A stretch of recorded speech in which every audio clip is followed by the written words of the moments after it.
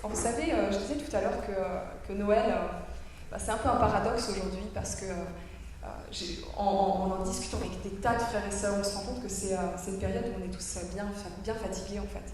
Alors on a tous ce désir, vous savez, ce désir d'enfant de vraiment vivre Noël comme dans nos souvenirs. Je ne sais pas si vous avez cette même soif de revivre un petit peu de ce que vous aviez senti, peut-être à une époque en particulier, ou cette petite nostalgie d'un Noël réussi.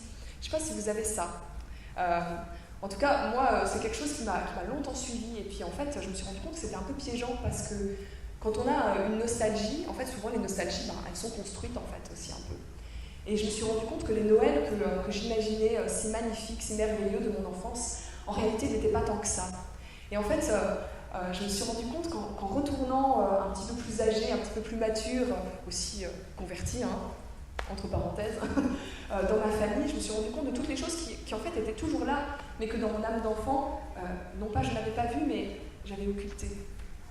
Et je me suis rendu compte tout simplement, et je sais que je ne suis pas du tout la seule à le penser, Noël, c'est à la fois, on a tous soif de vivre quelque chose d'intense, de merveilleux, d'incroyable. Et en même temps, vous savez, il y a la chair, quoi. Il y a le réel. Il y a le fait qu'avant Noël, eh bien, on a tout un tas de défis qu'on se met en tête. On ne sait pas d'où ils sont venus, mais on se les met, quoi. Ils sont vraiment là, les défis. Et ce qui fait qu'on vit un petit peu un paradoxe, en étant très stressé, très fatigué, et en même temps, j'espère que le Noël va être super. J'espère que Noël va être vraiment bien, que je vais pouvoir avoir tous mes idéaux rassemblés. Noël est une fête de famille. Noël est une fête où il n'y a pas de dispute. Noël est une fête où j'ai pu aller au temple avant, où j'ai pas été piégée par le rôti dans le four, par exemple. Vous voyez, ce genre de truc, quoi. On se met ces défis, peu importe ce qu'ils sont pour les uns et pour les autres, mais il y a vraiment, en fait, il y a quelqu'un qui me disait récemment, il va y avoir du fight à Noël, il va y avoir du combat à Noël. Et je me suis dit, ah ouais, peut-être, bon, je sais pas, pourquoi tu dis ça, je sais pas. Et en fait, je me suis rendu compte, oui, c'est vrai qu'il y a du fight, il y a du combat. Et en fait, j'ai envie de lire avec vous, vous savez, la semaine dernière, on a vu un texte qu'on n'avait pas trop l'habitude de voir, c'était la généalogie de Jésus dans l'évangile selon Matthieu. Et je disais que l'évangile de Matthieu et l'évangile de Luc sont les deux évangélistes qui parlent de la naissance de Jésus, mais aussi de son traçage, on va dire, dans la chair de Joseph et de Marie. C'est-à-dire de toutes les générations qu'il y avait avant Jésus. Et là, donc, on va continuer, on va lire dans l'évangile selon Matthieu.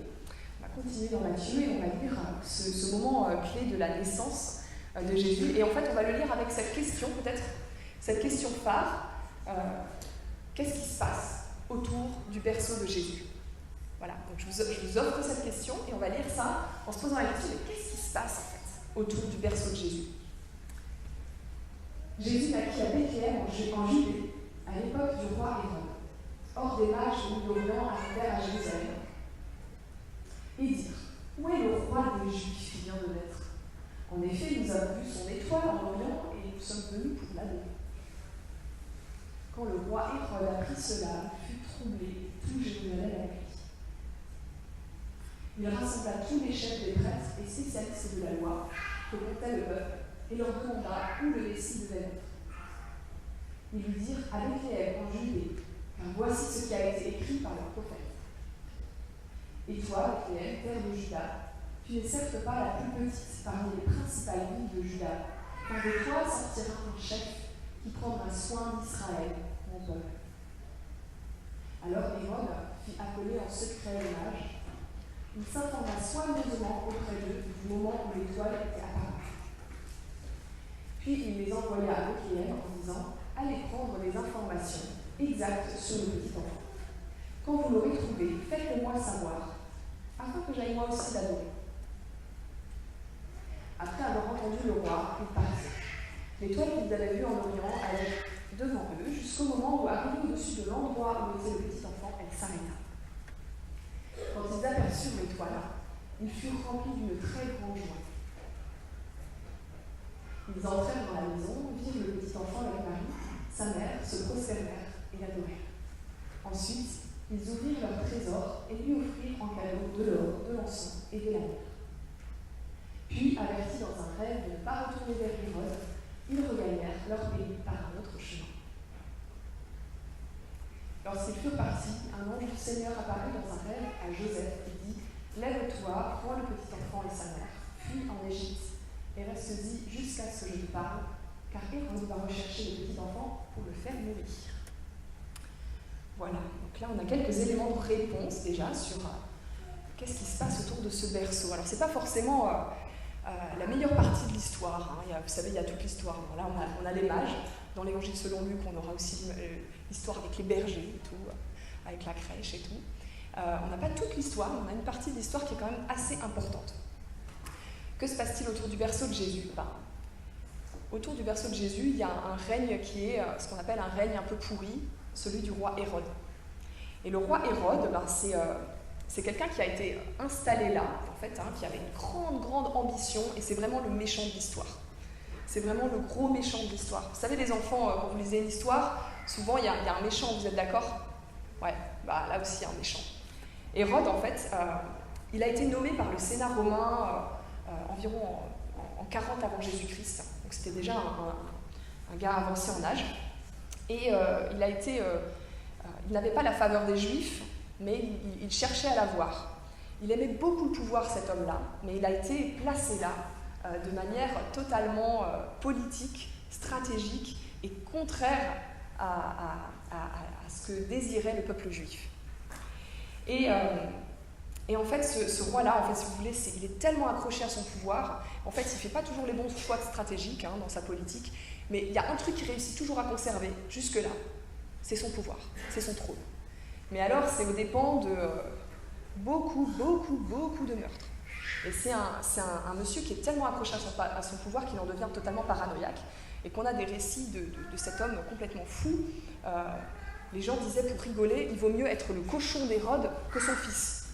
Parce que le cochon, il n'osait pas trop y toucher parce qu'il avait des scrupules à manger du porc, donc il ne tuait pas les cochons. Mais par contre, ses fils, s'ils sentaient qu'il y avait le moindre intérêt pour son trône, il n'y avait aucun scrupule. Donc c'était quelqu'un qui était vraiment profondément malade, profondément dangereux. C'était le Hitler de l'époque, quoi. C'était vraiment le Hitler de l'époque. Pour vous donner une idée. Je pense que, vous savez, aujourd'hui, on parle du point Godwin, c'est dans un débat. Quand il y a un débat entre deux personnes qui n'ont pas tout à fait le même avis, il y a forcément un moment dans la discussion où l'un va finir par en revenir au nazisme et traiter son adversaire de nazi. Je pense qu'à l'époque, on devait en revenir à Hérode régulièrement. Ah, c'est horrible cet homme. Voilà. Donc en fait, qu'est-ce qui se passe avec cet homme? Cet homme, il apprend qu'il y a un roi qui va naître. Alors vous imaginez, du haut de sa puissance totalement paranoïaque, cet homme-là ne compte pas l'entendre de cette oreille. Et en fait, il mène une vraie guerre à Dieu, en fait. Il mène une vraie guerre à Dieu. Et donc, on a un des éléments de réponse quand même, quand on se pose la question, qu'est-ce qui se passe autour du berceau de Jésus? Une guerre, en fait. Ah, zut! C'est pas vraiment comme ça qu'on voulait voir Noël. Il se passe une guerre. En fait, ce qui se passe, c'est que Hérode rejette toute autre seigneurie que la sienne. Il rejette la seigneurie de Dieu. Et c'est l'histoire, en fait, de ce roi qui... Noël aussi, c'est l'histoire de ce roi qui plutôt que d'accepter une puissance qui est la seule puissance qui puisse encore le sauver, parce que oui, n'importe quel homme peut être sauvé du moment où il plie le genou devant Christ, plutôt que d'accepter ce roi qui était le seul à pouvoir le sauver, eh bien il va mener une guerre contre Dieu. Il va voir ce roi comme un concurrent, et il va mener une guerre contre Dieu. Ça, c'est une part de l'histoire, cette personne qui rentre en concurrence avec Dieu. Et c'est terrible quand je vous dis que c'est une guerre Noël, parce que personne n'a envie de rentrer dans une guerre, vous êtes d'accord? Personne n'a envie de rentrer dans une guerre. Mais en fait, finalement, on se rend compte que beaucoup de personnes qui disent de ne pas vouloir rentrer dans une guerre, y participent d'une manière ou d'une autre. Et c'est le cas de Hérode. Hérode, il n'aime pas la guerre, en fait, en soi. Il aime le pouvoir. C'est pas quelqu'un qui aime rentrer en opposition, il aime juste le pouvoir. Et pour conserver ce pouvoir, eh bien, il va faire la guerre, même à Dieu. Alors, tout ça pour revenir à aujourd'hui. Aujourd'hui, si on regarde Hérode, on est un peu comme quand on regarde Hitler, vous savez, on se dit « Ah, c'est le méchant absolu, il n'a rien à voir avec nous, c'est vraiment Vous savez, on peut faire comme ça en se disant c'est une horreur dans l'histoire, ça, mais heureusement, nous, on n'est pas comme ça, quoi. Soit on voit les choses comme ça, soit on se dit, bah, ce Hérode, peut-être qu'il y a une part de lui, alors pas mené jusqu'à la folie d'Hérode, j'espère, il y a une part de lui qui se trouve dans chaque homme, en fait, dans chaque homme et femme, dans chaque cœur. Vous savez, une sorte de rejet. Et en fait, je voudrais juste qu'on se pose la question tous, parce que je pense que ça contribuera à ce qu'on passe vraiment un bon Noël. Se poser la question, est-ce que voir Christ comme un rival, est-ce que finalement ça ne prend pas plusieurs formes?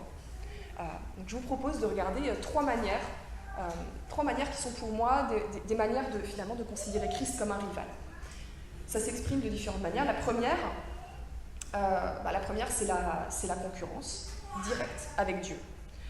Aujourd'hui, on est dans une société qui est plutôt athée, et on peut voir sur les murs, là récemment il y a eu des mouvements de foule, on a vu, même sur des églises, on a vu ni Dieu ni maître, sur d'autres on a vu ni Dieu ni Macron.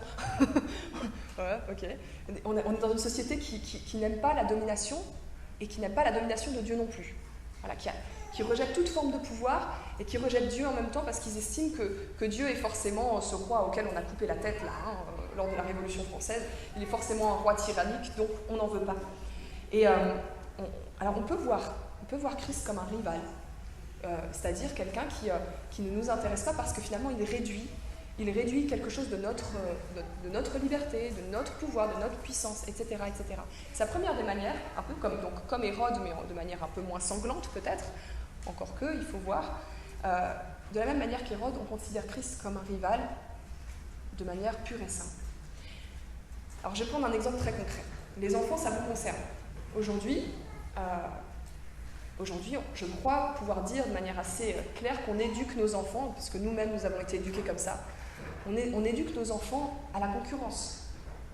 Je ne crois pas que ce soit en soi un mal, mais il y a forcément aujourd'hui dans la société un moment où un enfant il se dit, bon ok j'ai compris, donc la règle du jeu en fait dans la société c'est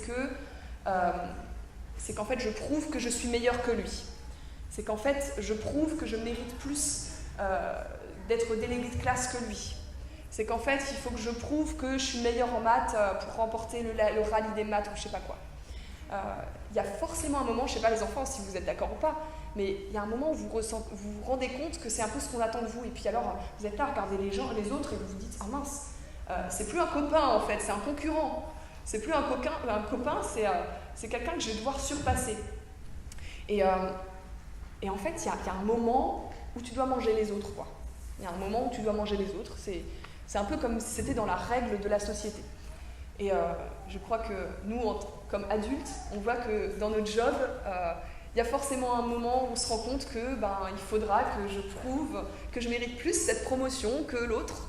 Il faudra forcément que je prouve que j'ai plus de compétences pour ce poste que l'autre, etc., etc. Et en fait, ça s'exprime dans plein de choses différentes, dans plein de catégories. La catégorie de la puissance, du pouvoir, de la gloire, voilà. Par exemple, un musicien ou un sportif, forcément, il faut qu'il se démarque. Ça peut être dans le cadre de la renommée, dans le showbiz. Ça peut être dans le cadre de la liberté aussi. La liberté, c'est plus subtil parce que la liberté, on se dit tous que c'est bien la liberté. Et on ne voit pas en quoi ça ferait intervenir des trucs de concurrence. Mais en fait, c'est ça le drame. Je ne sais pas si vous avez remarqué, mais justement en France, on a l'impression que pour exprimer sa liberté, ça veut forcément dire qu'on va amoindrir quelque chose d'autre, soit la liberté d'un autre, soit même tout simplement la seigneurie de Dieu. Notre propre liberté, on croit que accepter Dieu comme sauveur et notre liberté, c'est incompatible. On croit que ce sont des choses qui ne sont pas possibles de vivre ensemble. Et ça, je trouve que c'est un drame qui est quand même assez incroyable. Notre liberté, elle est conditionnée par le fait que d'autres aient moins de liberté, même Dieu. Même que Dieu ait moins de place dans notre vie. Et franchement, on le voit très facilement, surtout à l'époque de Noël, parce qu'en fait, vous savez, les gens qui mettent des crèches, les mères qui osent mettre des crèches, voilà, bon, pour des questions très traditionnelles que je ne valide pas forcément, mais qui mettent des crèches et qui se voient vraiment rentrer dans une guerre une guerre politique avec des gens qui leur disent non, mais c'est pas possible, vous pouvez pas mettre cette crèche-là, ou parce que ça amoindrit ma liberté. On est dans une société laïque où finalement, quand tu viens dans un lieu avec une croix, on estime ah non, tu portes une croix, ça amoindrit ma liberté. Le fait de dire ta foi amoindrit ma liberté. C'est quand même incroyable qu'on ait oublié que le fait de dire qui on est, de dire d'où on vient, et ben en fait c'est l'expression d'une liberté standard, basique, qui n'amènerait en rien ta liberté de ne pas croire si tu ne veux pas croire. Et ça c'est vraiment fou, et ça c'est quelque chose dont on fait beaucoup l'expérience ces derniers temps. Chaque fois qu'on dit notre foi, on est accusé de prosélytisme, alors qu'en réalité on est là en mode voilà, moi je te partage ce que moi j'ai reçu, je te partage d'où je viens, je te partage le merveilleux Dieu qui a transformé ma vie. Si tu veux l'accepter, c'est bien, sinon c'est pas grave, tant pis, mais moi je te le partage. Et en fait on est rentré dans une sorte de mécanisme où finalement la liberté de dire, la liberté de parler de cette personne va amoindrir ma liberté. Donc ça c'est la première des choses. On peut voir Christ comme un rival, et on peut voir que finalement le règne de ce Jésus qui est venu sur terre, annoncer un Dieu qui pardonne nos péchés, et finalement non, ça va demander trop de reconsidération dans ma vie personnelle. Ça va amoindrir des choses qui sont essentielles pour moi, et donc je considère Christ comme un rival, comme Hérode. Ça c'est la première des manières, c'est la manière, on va dire, la plus grossière. Mais il n'y a pas que ça. À mon avis, il y a d'autres manières de considérer Christ subtilement comme un rival. L'autre des manières, c'est de voir Christ comme quelqu'un qui va prendre du temps sur d'autres choses de notre vie. Et ça, franchement, moi je suis la première à plaider coupable, je ne sais pas vous, mais j'ai déjà considéré Christ, l'Église, comme des choses qui prenaient de la place sur d'autres choses. Qui parmi vous, je ne sais pas, il y a des parents, il y a des pères, des mères, qui parmi vous s'est déjà demandé si tel engagement ne prenait pas de la place par rapport à leur famille, si telle manière de servir à l'église n'allait pas trop manger de choses par rapport à ce qu'elle pourrait donner à leurs enfants. Est-ce qu'il y a des gens comme ça ici? Non? Je suis la seule alors. Si. Voilà, moi c'est une question que je me suis posée. Et je me suis rendu compte que c'était aussi une manière de considérer Christ comme un rival, que de se poser la question, mais peut-être que suivre Christ, ça va me prendre du temps sur d'autres choses qui sont précieuses pour moi.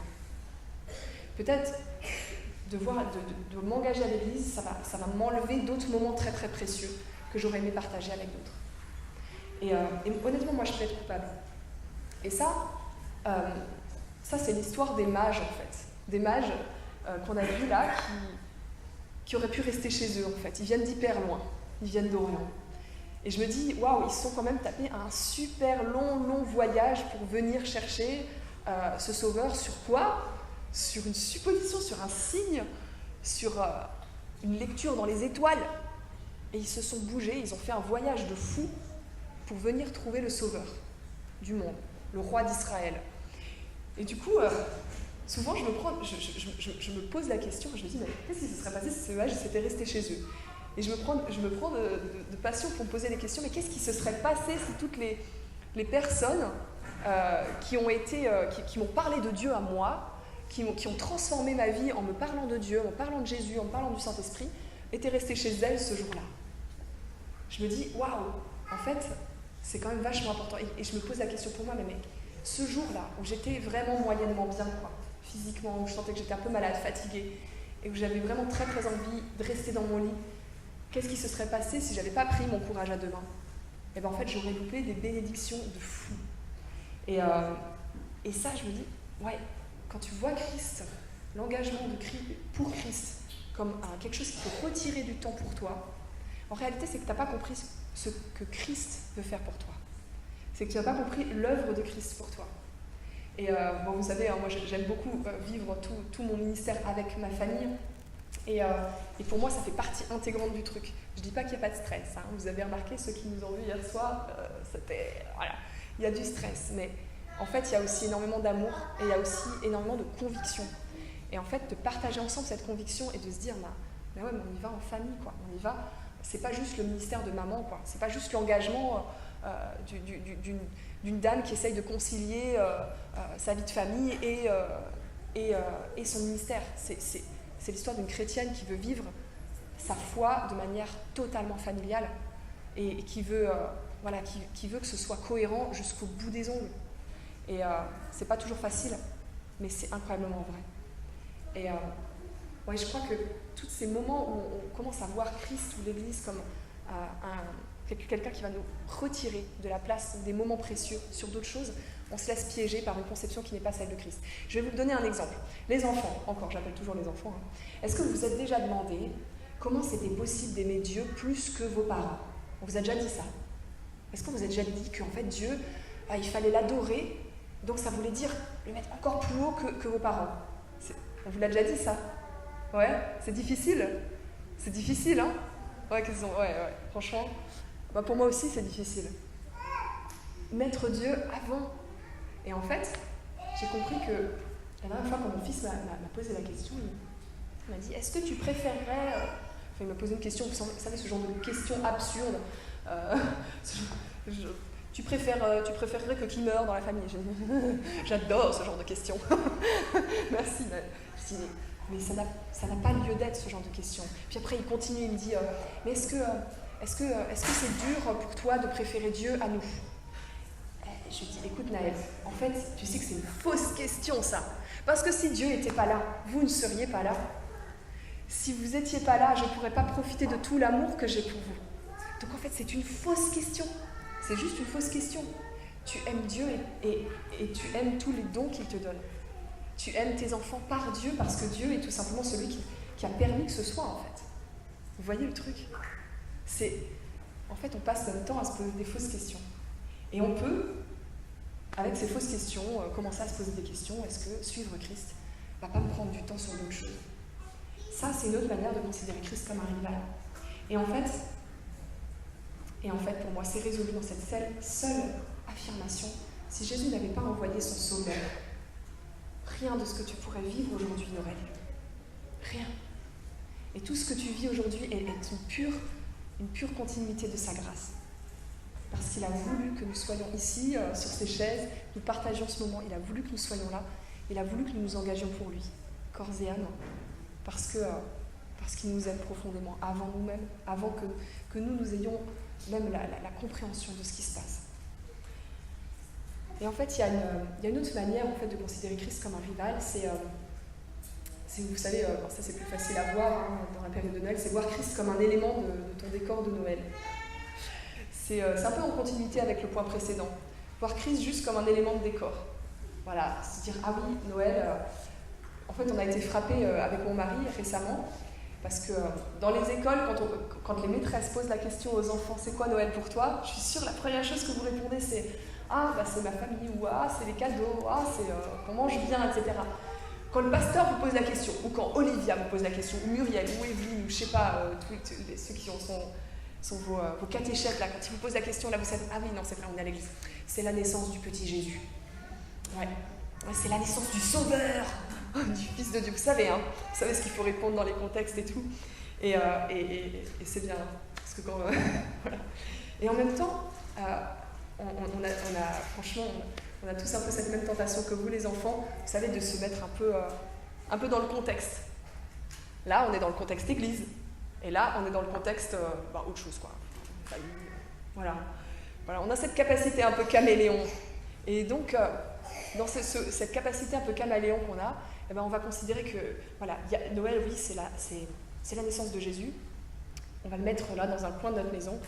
Mais après, on va quand même s'enchaîner des bières et du champagne, et voilà, il faut quand même y aller, quoi. Et franchement, voilà, on a tous cette tendance-là. Et ça, c'est une autre manière aussi de considérer Christ comme un rival. Ça, c'est l'histoire de beaucoup d'entre nous, de se mettre dans ce mode vraiment caméléon. Si vous, ça vous est déjà arrivé comme moi, de vous dire, mince, c'est fou, parce que je vis plus d'expériences spirituelles fortes hors Noël qu'à Noël. Ça vous est déjà arrivé, ça? Si ça vous est déjà arrivé, alors vous comprenez tout l'enjeu qu'il peut y avoir à Noël. Tout cet enjeu de considérer finalement Christ comme un rival à notre fête. De considérer Christ comme un rival à d'autres choses qui sont plus essentielles.